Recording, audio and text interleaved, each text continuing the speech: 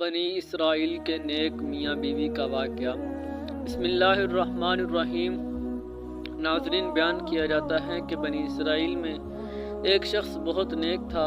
ایک روز اس نے خواب میں دیکھا کہ اس کے پاس کوئی شخص آیا۔ اس نے کہا تیری عمر میں آدھی زندگی آرام و سکون اور خوشی میں گزرے گی، جبکہ آدھی دوسری زندگی پریشانیوں اور تنگ و دستی میں گزرے گی۔ اب تیری مرضی ہے، جس کو چاہے پہلے انتخاب کر لے۔ اس شخص نے کہا میرے ساتھ میرے شریک حیات ہے، بہتر ہے پہلے میں اس سے مشورہ کر لوں۔ جب صبح ہوئی تو اس نے بیوی سے کہا رات خواب میں میں نے ایک شخص کو دیکھا اور اس نے مجھ سے کہا کہ تیری آدھی زندگی میں خوشیاں ہیں اور آدھی زندگی میں پریشانیاں ہیں، اب تیری مرضی، جس کو چاہے پہلے انتخاب کر لے۔ اس کی بیوی نے کہا پہلے خوشی کو انتخاب کر لو۔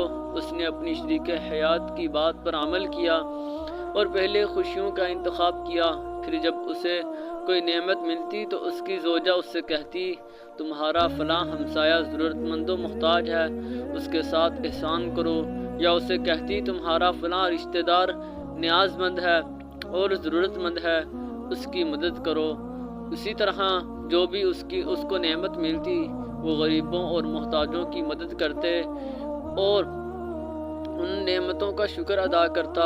یوں اس کی آدھی زندگی خوشیوں اور فراوانی میں گزری۔ جبکہ دوسری آدھی زندگی شروع ہوئی تو اس کی بیوی نے کہا خدا نے ہمیں نعمت سے نوازا اور ہم نے اس کا شکر ادا کیا، اور خدا یقیناً اپنے وعدے پر وفا کرنے والا ہے۔ اگر آپ ہمارے چینل پر نئے ہیں تو ہمارے چینل کو لازمی سبسکرائب کریں۔ شکریہ۔